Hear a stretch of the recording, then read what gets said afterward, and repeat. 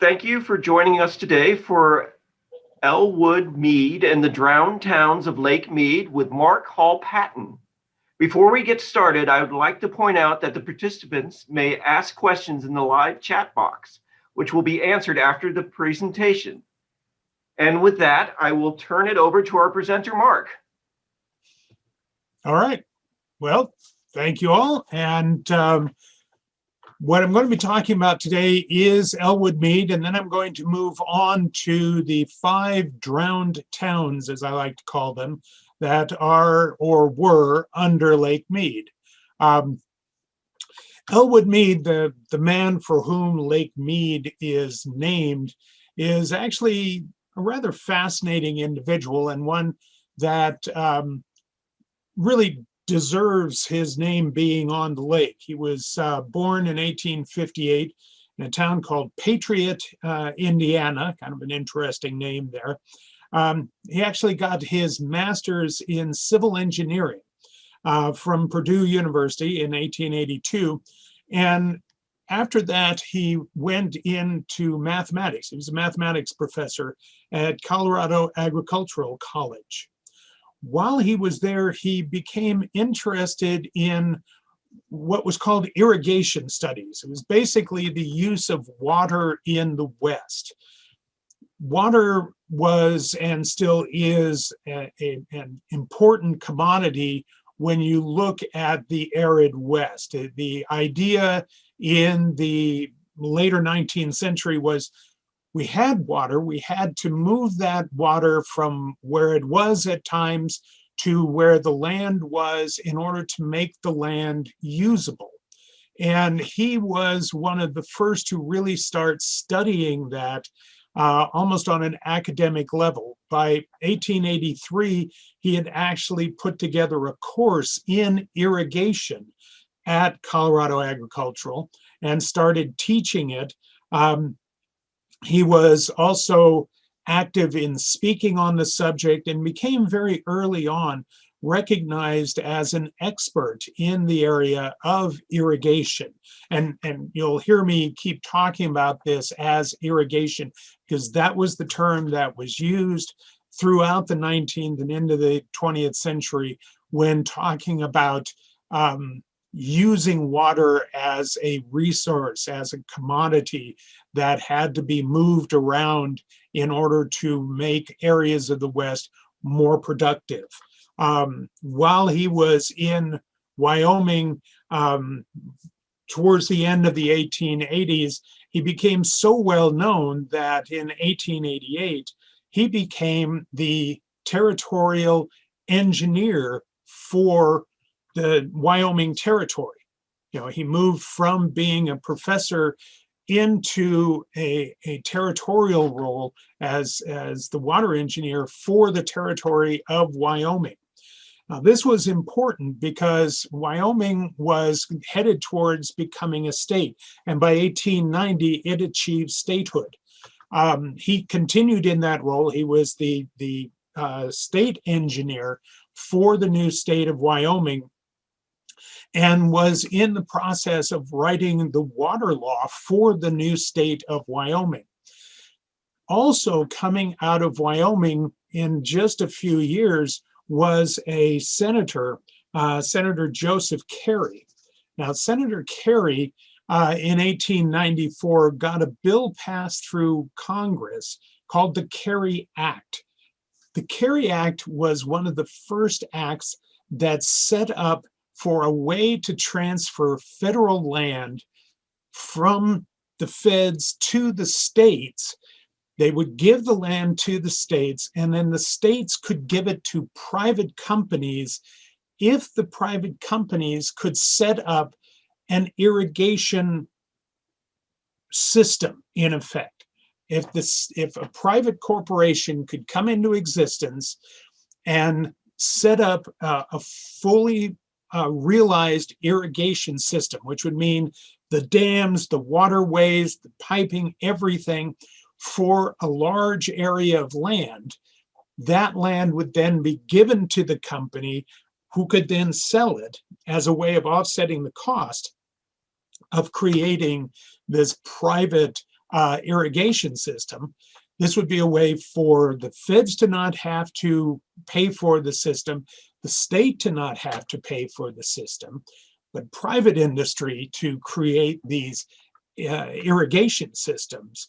By doing that, it allowed for previously unused land to become productive. It allowed the state to build a better tax base. It brought more money into the states. And it then allowed for small farmers or small ranchers to have access to new land in the West. This was something that this Kerry Act, which we don't know for sure whether Mead was involved in writing any of that act, but he was certainly involved on the state level in Wyoming in writing the enabling legislation, or helping to write the enabling legislation, so that Wyoming could take advantage of the Kerry Act and receive some of the acreage. This really set up for about 1 million acres of land in the West to be available to the states in the West to accept this land from the feds, to be able to then turn it over to private corporations if they were willing to create these private irrigation systems. He was involved with writing this enabling legislation. He also got involved with one of the earliest corporations that were set up to try to create one of these systems, the Sheridan Land and Water Company outside of Sheridan, Wyoming, which as its best known member of the board had Buffalo Bill Cody involved. They brought in Buffalo Bill Cody because he was a nationally known figure, and they figured that would bring more money in, so they could have the money to create this system. They were going to build a couple of dams and all of this, and they brought in Mead at the rate of it was paid $1,000 a year as the chief engineer to help them engineer all the waterworks and everything that they were going to need. He was involved in this corporation for about 7 years, working with them to create what was going to be one of the first of these Kerry Act types of corporations. It never actually was successful, but it was one of the first efforts under the Kerry Act auspices that got started. He did work with them, as I say, for quite a while in there. They were looking to acquire, under the Sheridan Land and Water Company, to acquire 25,000 acres. They continued to work on it after he left. He was just basically hired for his engineering expertise.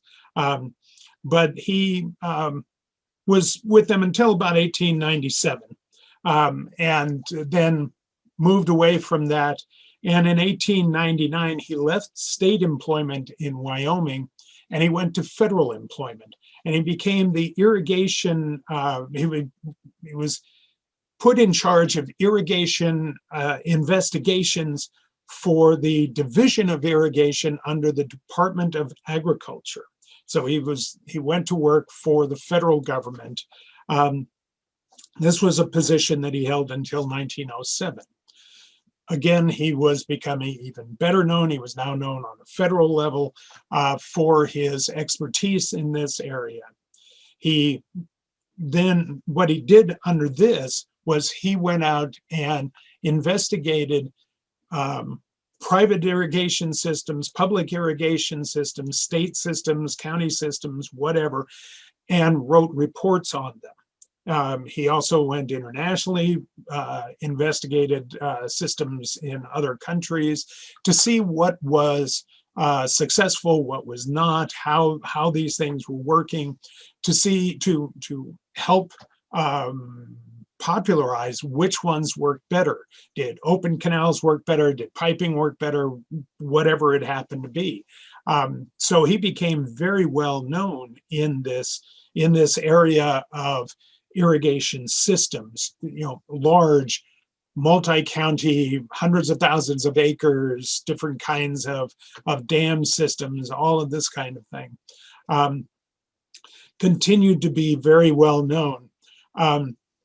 One of the things that happened in this period of his life that would give you an idea of the kind of person that he was in 1901. He had a tragic accident.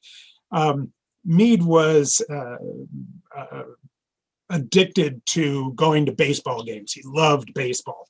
And as somebody who loved baseball, he would always go to the baseball games if he could. He was running to catch a trolley one day and to get to a baseball game. And he tripped and fell in the path of the trolley. The trolley ran over his arm, crushed his arm, and the arm had to be amputated. And, it was a tragic accident. Benjamin Wheeler, who was the president of the University of California, wrote him a letter just saying how sorry he was that he had lost his arm. In his reply, in Mead's reply back to President Wheeler, he said, and I quote, "If I understand my field, I can do as well without any hands as with both of them." The man did not have a problem with his ego. That's one thing. Now, one of the other things about Mead, by this point, by 1907, he was also internationally known. And in 1907, Victoria, the state of Victoria in Australia, came calling. And they talked him into leaving his federal employment in the United States and moving to Victoria and taking over the position of chairman of the State Rivers and Water Supply Commission. He was going to stay there for 6 months, he thought, but it turned out that he was there for 8 years. That meant that he was writing water law there. He was in charge of creating irrigation projects, creating dams down there. He created a whole new fee structure down there, where fees were based on what water rights you had, not what water you were using, which was an interesting concept, not ones that the people who held these water rights were happy about.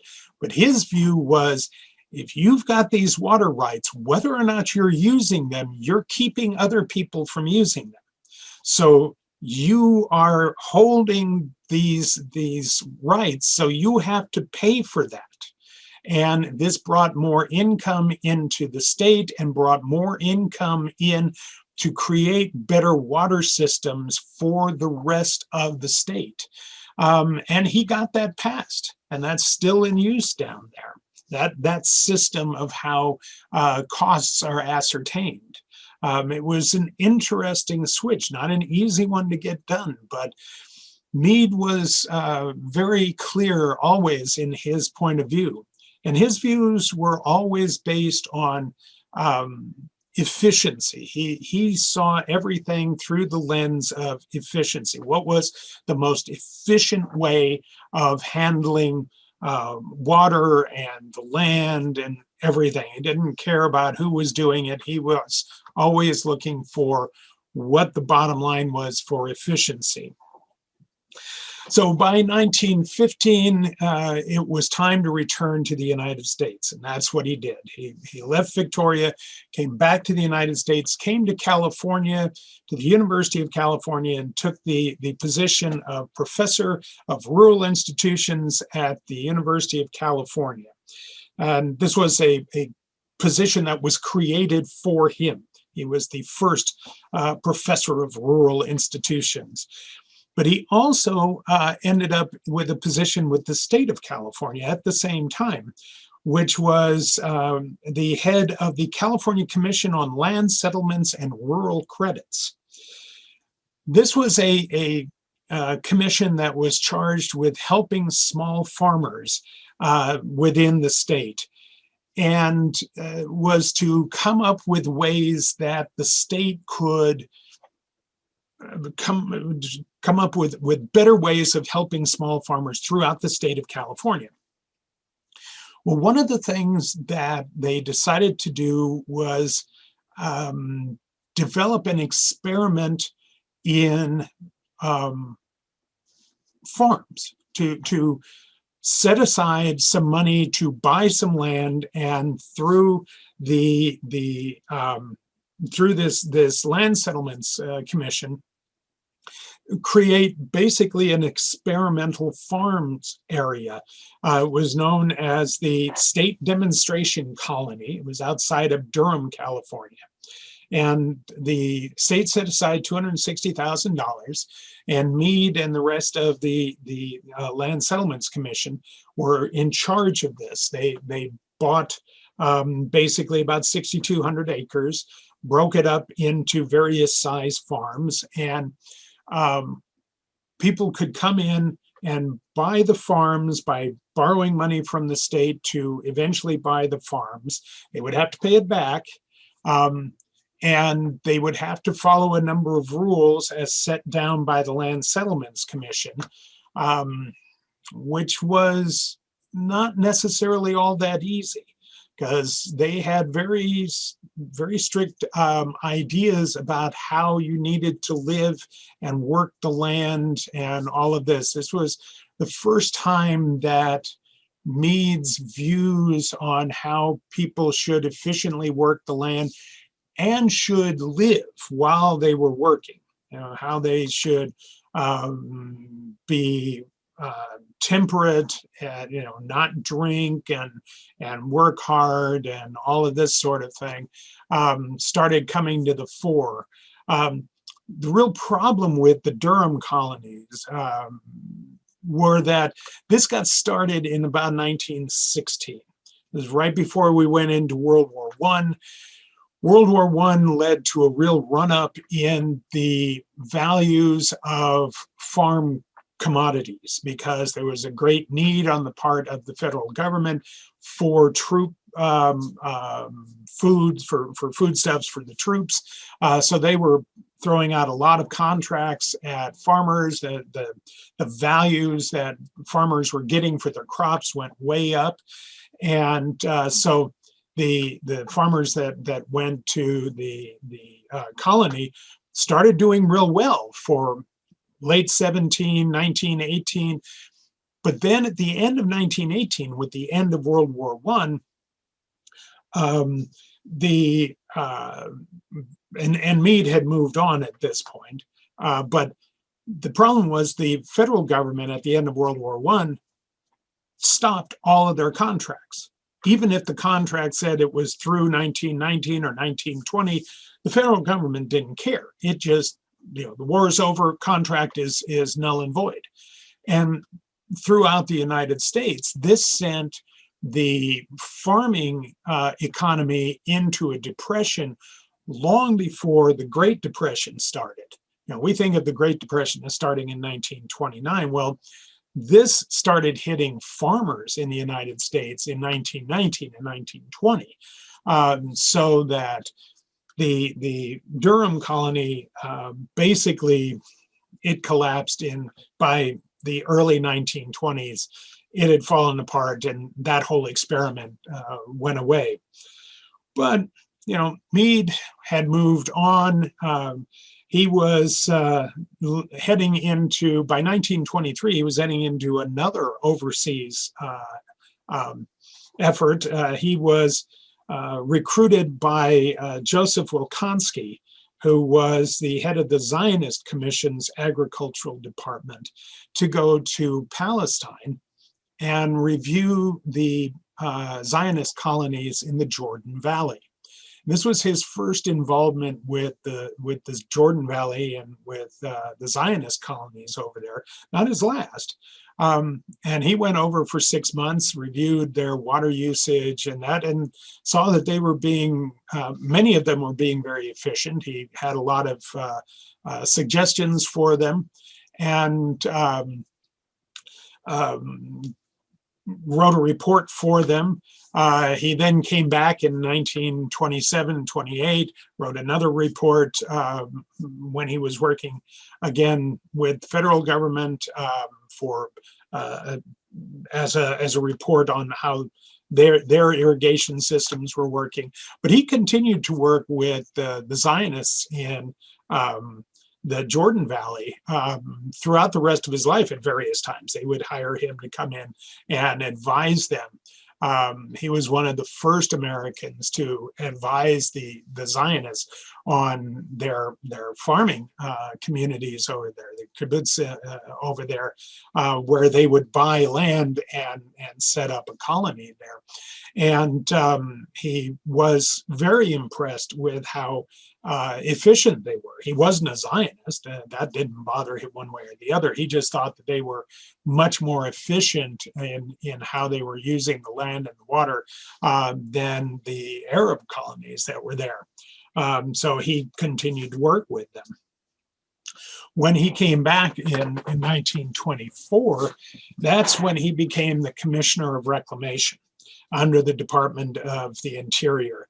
And that's when he comes into the sway of Southern Nevada, because he always had an interest in the Colorado ever since it had jumped the banks and had flooded the Salton Sink, creating the Salton Sea.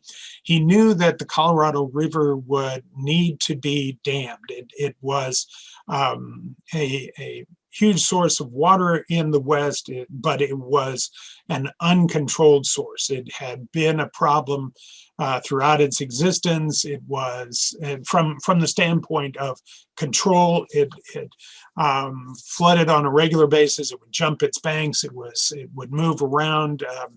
It would go wherever it wanted to go. And he saw the need for it to be controlled in order to make it more efficient.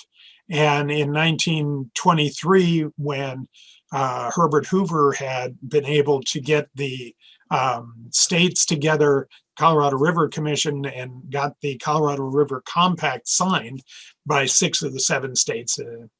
Arizona didn't sign it until 1946, but he in 1924 saw, yes, there was going to be the need for a dam. The obvious place was going to be somewhere around Black Canyon. And because his background was as an engineer, as well as in irrigation, he was obviously interested in that. And he began working on that area. Once it got funded in 28, he probably the first time he came to Las Vegas would have been in June of 1929, when he came with Dr. Ray Lyman Wilbur to look at Las Vegas as a possible site for the workers on the new dam project. You know, where were the workers going to be housed? Were they going to be in Las Vegas, or were they going to have to create a new community for them? Now, he was probably hoping for a new community because he liked the idea of social engineering by rules, by ordinances, by laws. And of course, Las Vegas wanted them in Las Vegas. That would have meant all of the money that they had when they spent that would have been in the businesses of Las Vegas. And so Las Vegas got ready for them to be here. They closed down Block 16. You know, of course, 1929, we're in the depths of Prohibition. There shouldn't have been a Block 16 open, but the bars were still open. We were still going full bore at that point. Unfortunately, just before they got here, the feds came through and had their biggest prohibition raid in the history of Southern Nevada. They knocked over 9 stills, 4 breweries, confiscated 3,650 gallons of mash, 228 gallons of whiskey, 571 cases of beer, and 470 gallons of other alcoholic beverages. And this was just a couple of weeks before Mead and Wilbur come into here to take a look at Las Vegas. But at least Percy Nash, who was the chief of police, had been directed to shut down all the bars and he did that. That's true, but their visit wasn't an altogether great one, even though the city fathers really tried. And what came out of all of this was we got Boulder City instead. And Boulder City was a community that was free of any kind of alcoholic beverages. You couldn't have any beer or wine there or anything else. You couldn't have any gambling there. And it's still to this day, it's interesting. Boulder City is the only incorporated city in the state that does not allow for any gambling. That's still one of the legacies of this time period. It was also, of course, the first segregated community in Southern Nevada. And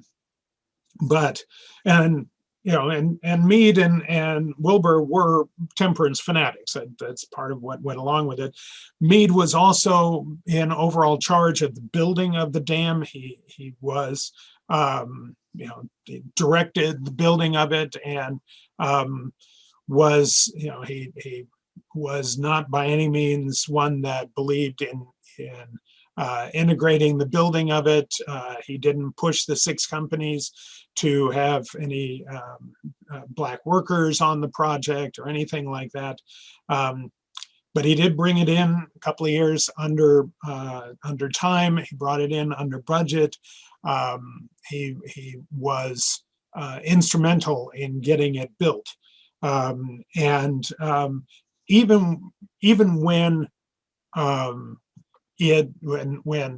Hoover was voted out of office and Roosevelt was voted in, Wilbur lost his job as the director of the Department of the Interior. Harold Ickes became the new director of the Department of the Interior. Ickes didn't really get along all that well with Mead, but he couldn't get rid of him because he was so effective. So he brought him, he kept him on. And Mead continued to oversee the building of the dam. He saw it through to completion. Ickes really didn't even want him there at the dedication of the dam. And Roosevelt insisted that he have a place on the dais. He wasn't there because he was sick in bed, but if he hadn't been sick, he would have been on the dais, to the dismay of Harold Ickes. Even though Ickes was his direct boss, but Roosevelt would have insisted that he was there.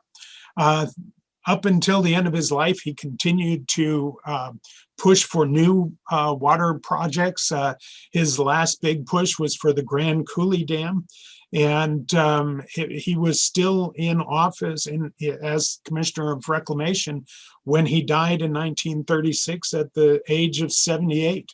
And within a week of his death, Harold Ickes announced that the lake behind Hoover Dam, which he was calling Boulder Dam, of course, at the time, that lake would be named for Elwood Mead because of all that he had done to get that lake created by getting the dam built. So that's why it's Lake Mead to this day. Now, I want to move on and just say a little bit about the 5 drowned towns that are under Lake Mead or were. And I'm going to do them in order by their founding. And I'll do this rather quickly because we're about halfway through the hour. I want to give you a little bit of time if there are any questions. When you look at Lake Mead, everybody's heard of St. Thomas, and I'll get to St. Thomas, but that's not the oldest of the drowned towns. The oldest is one that we don't have a name for. We call it Lost City. And Lost City is actually a series of proto-Puebloan basket maker sites that were along the Colorado River and up along the Muddy River that stretched for about 25 to 30 miles.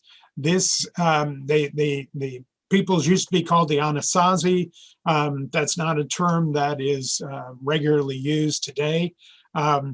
but these dwellings were used. They were 1, 2, 3-story dwellings. They were used from about 700 AD through about 1100 AD. These peoples were here growing cotton, corn, various other things, and were in the area for, as you can tell, hundreds of years. They also mined salt here. That was the salt mines that were later used by the Mormons were actually originally discovered and mined by the Proto-Pueblans or basket makers. They also traded, their trade routes went all the way over to New Mexico, Arizona, Colorado, California, down into northern Mexico. They traded for turquoise. There's a turquoise quarry that they traded with over in the Crescent area here in Clark County. That's over towards between Searchlight and Nipton. So there was a lot of interaction. They were long gone, of course, by the time we Westerners got here, and but their buildings were noted by Jedediah Smith when he came through. He was the first Westerner to come through this area, and he came through in the 1820s, early 1820s, and noted the structures when he came through. So they were here. If you're interested in Lost City, I highly recommend the Lost City Museum out in Overton. It's a great museum, well worth going out and seeing. They were really explored a lot by the Perkins family in the early part of the 20th century. They were first really surveyed by J.T. McWilliams, an early surveyor and the person who laid out the original Las Vegas town site. It's now the west side, what we think of as the west side here today. And much of those structures went under the lake as the lake rose behind the dam. But there was a lot of salvage archaeology done on those before they were covered by the lake. Some of that has come back up as the lake has gone down, but a lot of those are still under the lake today. The next, the drowned towns, as I like to call them, is Coleville. Now, some of you have been out to Coleville Landing. That takes its name from Coleville. Coleville was a community laid out by Anson Call, and he named it for himself. Anson Call was a Mormon. He was sent down here in 1864 by Brigham Young to lay out a community on the Colorado River where converts to the church who had been converted in Europe, who were being brought home to Zion, to Utah, could come around the horn, come up to the Colorado River and come up the Colorado River rather than coming across the United States, where it wasn't necessarily all that safe for Mormons in many places to come across the United States. And Brigham Young saw this as a place for converts to come in and for supplies to come up the Colorado River. The site of Coleville was, as it turned out, the furthest up the Colorado River that you could get at high water with a flat bottom steamboat. So in 1864, Anson Call came down, laid out a community there. It was not a community that was ever really a successful community. It never had more than 2 or 3 residents. Once in a while, people would actually, kind of hang out there. There was a stone warehouse built there. And when Call was there laying out the town, and he platted the town. I mean, there is a map of the town that was platted and is in the Mormon archives. But there was never actually any real there in terms of a community. Now, that having been said, it had its own post office in 1867 to 1869 that the Postal Department thought was in Arizona territory. And this is something that comes up over and over and over again, that it was in Nevada, in the state of Nevada. This area became part of the state of Nevada in March of 1867. The state of Nevada never bothered to tell the residents here that they were now in Nevada. So everybody thought they were still in Arizona territory. And I'll say only that right here. It comes up again later on, more importantly. But I'll come back to that.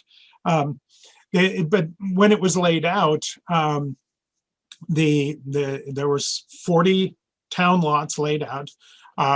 There was the warehouse. There was at least one load of supplies that were brought up by steamboat to the site. It was offloaded, put in the warehouse.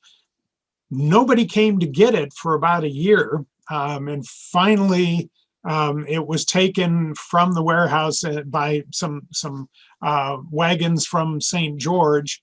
Came over. They knew it was there and that, but they finally came over and somebody bought it and were able to get it and get it up to Salt Lake City. But it was not an easy trip. It turned out to not be real successful as a site. It was sort of interesting at one point in that time when it had a post office, without anybody really there. It was also the county seat for Piute County, Arizona Territory, even though it was part of Nevada at the time, because Arizona Territory didn't want to lose this area. So they created its own county. And Octavius Decatur Gas, who had the Las Vegas Rancho in the area, that's the old Mormon fort when you think of that in Las Vegas. But he said that he was living at Coleville, which he wasn't, but he was serving in the Arizona Territorial Legislature when he was actually living in Nevada, only everybody was confused about that. It had a military camp there in 1868 called Camp Coleville. That was between January of 1867 and March of 1868. Had a captain, a sergeant, and 9 privates there. It was considered one of the worst places in the United States to be stationed because there was no there, there were no crops there. You had no place to get any supplies unless you went all the way into the Vegas Valley. They rotated about 47 guys through there, but they basically only had 9 or 10 people there at any one time. And over that little over 1 year period, they had 6 men desert and 1 man committed suicide. So it was a terrible base to be at, terrible little camp. And they were there because supposedly the Paiutes were running rampant and attacking everybody, but they weren't. So finally the army just said, no, just go home, go back to Camp El Dorado and then go back to Fort Mojave. You're needed down there. So it was this great place that had no reason to exist and had a post office that had no reason to exist and nobody living there, and it's under Lake Mead now, and by 1869 it was completely abandoned. So that's our second drowned town, the town that had no reason to exist and always thought, and everybody elsewhere thought it was in Arizona, but it wasn't. So our next one is St. Thomas. St. Thomas is the one that everybody knows.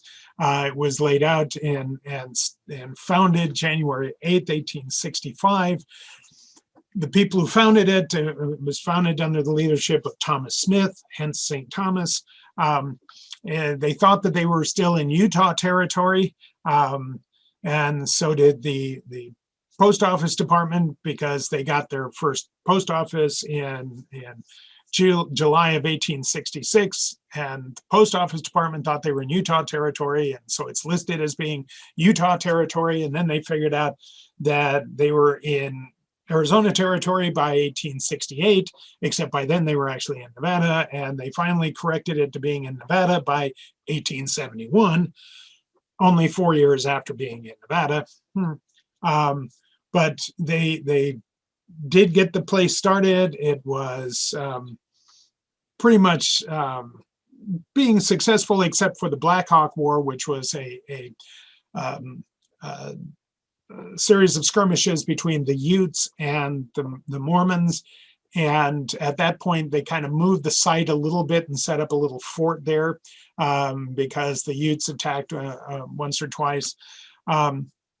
But St. Thomas was going pretty well until finally, talked about, we became part of Nevada in 1867. In 1869, Nevada finally sent somebody down here to tell all the residents down here, hey, guess what, guys? You're in Nevada, and you haven't paid us any taxes for the last 3 years, because the first guy down here was a tax collector. And the residents down here said, no, we're in Arizona territory, or we're in Utah territory, and we've been paying our taxes. And they said, no, you're in Nevada. And they said, no, we're not. And so, okay, we'll do a survey and show you that you're in Nevada. So they came back in 1870, surveyed the area, said, see, you're in Nevada. Well, the Mormons didn't want to be in Nevada. They wanted to be in Utah. So the Mormon settlements held a big vote and said, we don't want to be in Nevada. We want to be in Utah. Church authorities said, okay, fine, come on home. And so the residents of St. Thomas left and went back to Utah, with the exception of Daniel Benelli and his wife and family, because they had been moving and moving. Daniel Benelli was originally from Switzerland. His wife was from England. They were converts to the Church of Jesus Christ of Latter-day Saints, and had met on the boat coming to America, and married in Salt Lake City, and had gone to a couple of different places and gotten flooded out in Santa Clara and flooded out in another city, and finally come down here. And it was just like, no, we're not moving again. So they stayed in St. Thomas, but everybody else left. So St. Thomas, the land there went back to the state for back taxes, and others came in, moved into the houses and that, and bought the land. And so it kind of continued to exist. Daniel and his wife lived there for another few years. And then they moved on, and we'll talk about where they moved to. But St. Thomas as a farming community kind of petered out for a few years in there. But about 10 years later, the Mormon residents started moving back into southern Nevada and started reacquiring their land, but they had to buy it back. And St. Thomas was one of those communities. And St. Thomas was fairly successful. It was a good area for growing crops. They, by 1905, they had the experimental farm from the state was built down there. Early on, just after about 1872, Daniel Benelli had rediscovered the salt mine that the Proto-Puebloans and basket makers had been using. So there was a good source of salt there. And outside of St. Thomas, a couple of Korean farmers, a number of different groups had moved in there. The Korean farmers had helped introduce cantaloupes to the area, a number of new crops in the area, enough so that the Union Pacific built a spur line down to St. Thomas in 1912. And by about 1916, Highway 91 was running, didn't run where I-15 runs now. It actually turned down through past Overton down to St. Thomas, and then back up through the Valley of Fire and back up to where it runs today. It didn't run across. It actually, the highway ran through St. Thomas. it didn't get rerouted until 1925, when it was clear that with the Colorado River Compact, with the push to eventually dam the river, that area was going to be underwater eventually. And it was at that point that it was clear that the town was going to be underwater. By 1926, the government was looking at what the values of everybody's property was, their farms were in that. And there was a committee formed to appraise everybody's property. Thanks to Leland Cephas, or Cephas, I'm not sure, I think it's Cephas, but I'm not sure how that's pronounced. He was a local resident that was on the appraisal committee, and he pretty much single-handedly made sure that the residents got a pretty much fair price for their land. If it had been up to the government, probably would not have been fair, but he worked very hard to make sure that everybody got a fair price for their land. And they were paid for their land, and by 1938, actually June 11, 1938, that was the last day of the post office, and they postmarked over 4,000 pieces of mail that day. People were collecting last day postmarks, and that was a biggie. And people were moving out if you could. A lot of people just took down their houses and moved them, reused as much as they could. And people just moved out of the area. The last man to leave was a fellow named Hugh Lord, who was going to wait until the water was lapping at his bed, but it was lapping at his front door when he finally left, and he burned down his house. And in protest, he wasn't happy about it, but he had to go. And St. Thomas, unfortunately, went under the water. It's back up now. That's why I'm saying some have been under and have been back up. The first time, by the way, that St. Thomas came up out of the water was 1945. So it's not the first time this has happened. As with a number of ones, the lake has gone up and down over the years. This has been the longest time it's been out of the water, but part of that's because we have so many more dams on the river now, and water is impounded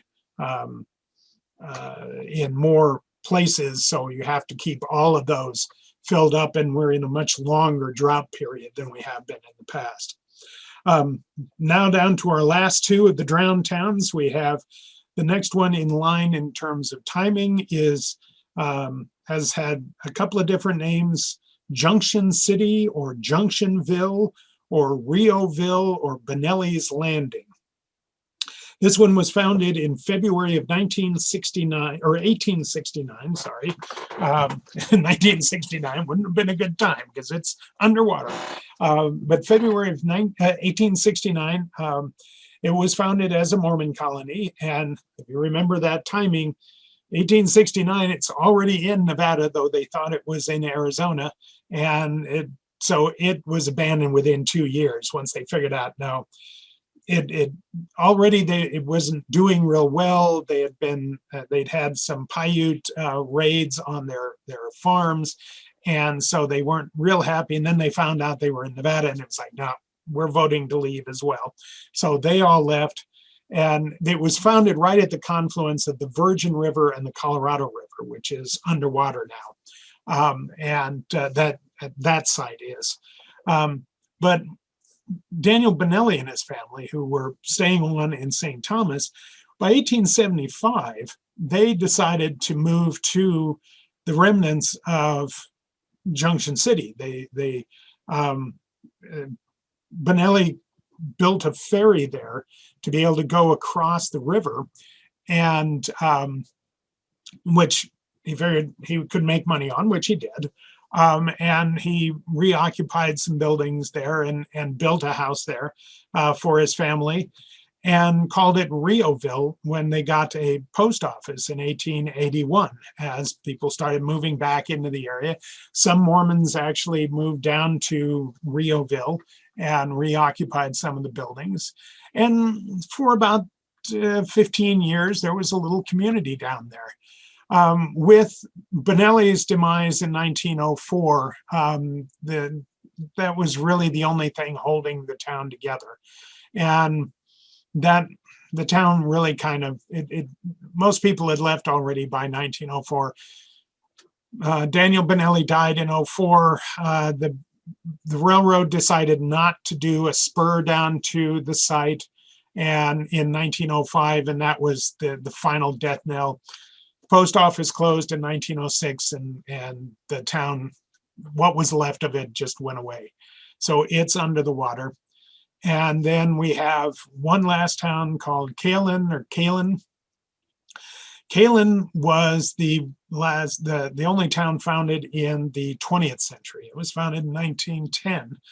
And it was actually founded for a group of Armenian Mormon immigrants. These were converts, Armenians that had been converted to the Mormon Church, to Church of Jesus Christ of Latter-day Saints.